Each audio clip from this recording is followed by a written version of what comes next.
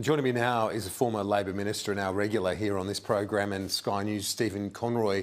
Stephen, Michael Kroger not with us this week, unfortunately, but we will crack on.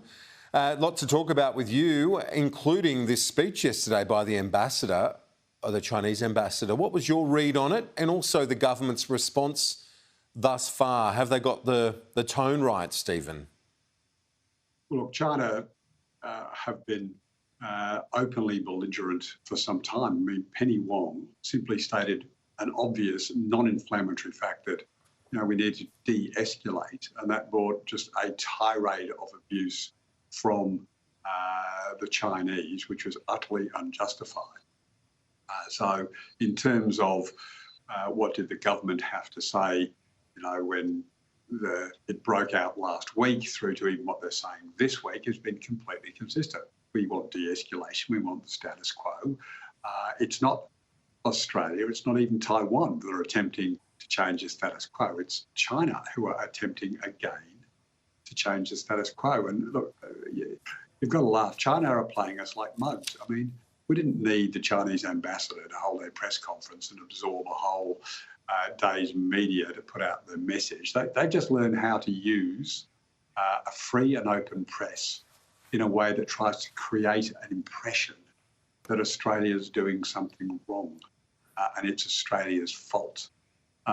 So I think the media and everybody just has to go, yep, China are at it again, and not get sucked into, oh my goodness, what did we say wrong to make them do this? They have made it very clear yesterday that they believe they're entitled to take Taiwan by force, and they expect the world and Australia to shut up about it, say nothing, and put up with their behaviour. So the government's a right to say, let's just everyone have a Bex and a good lie down, and China throw a tantrum again, send their ambassador out. Or we should just, yawn when he comes out and gives us one of his regular lectures and stop, thinking that it's us.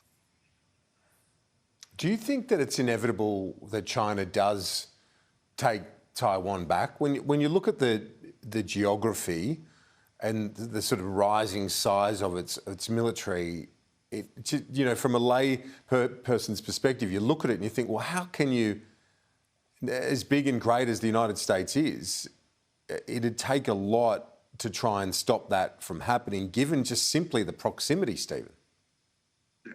Well, look, let's put the military angle aside for a moment. I mean, China has spent years trying to pretend that it could peacefully convince the Taiwanese to rejoin and willingly the People's Republic.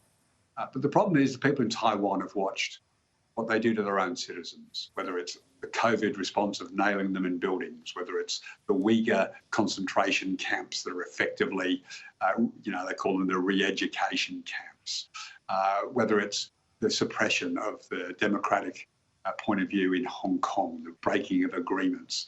So China are proving to be not a partner whose word you can take. So if you're sitting in Taiwan going, well, look, we could do this, we could consider reintegrating into China, you go, but we know what they're going to do. They're going to treat us. I mean, even the ambassador yesterday said there'll be re-education for the Taiwanese people. I mean, that would fill you with horror. Do you want your children bombarded with the sort of propaganda that you see the Chinese government being put out? I mean, of course you don't want to in the future.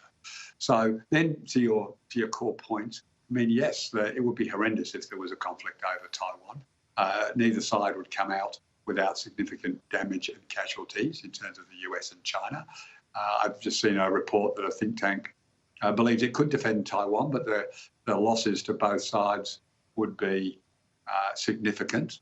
And I think both sides need to, take a step back and take a deep breath. But the dictator about to be appointing himself as the lifelong dictator of China, it doesn't care about those things. And Australians just need to understand that the Z that we all hope for, the Z that would lead China out of its isolationism and its past, just is not the person that we had all hoped for. We all wanted to see the benign rise of China. It didn't have to become democratic, but just the benign rise of its power, but it clearly has no intention of doing anything other than what it wants to do. And anybody, whether it's the Japanese, whether it's the Norwegians, whether it's the Germans, all incidents over the last couple of years where they've all got their dressing downs and been attacked by the Chinese government. It's not just Australia, as some have tried to pretend.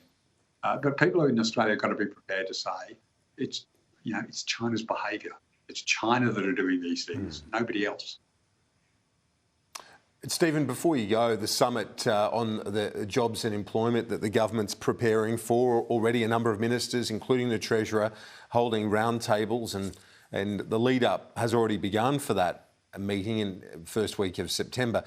Peter Dutton's rejected the invitation to attend, as did Susan Lee. In fact, we thought no opposition member would attend, but David Littleproud spoke to Tom Connell yesterday and said, no, I'll go. I'd love to be there. Regional Australia needs a seat at the table, Stephen.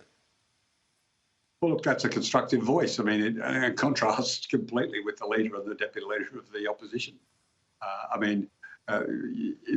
They just desperately want this to fail. They desperately don't want to see productivity back in the enterprise bargaining system. They don't want to debate the big issue around immigration and whether Australia needs to begin to return to more traditional levels of immigration. They don't want to talk about what can we do in all of these areas to take Australia forward. I think it's a terrible look for them to sideline themselves so they can just be seen as harping critics. They just desperately want it to fail. And I just think that is an unwise political position for them to take.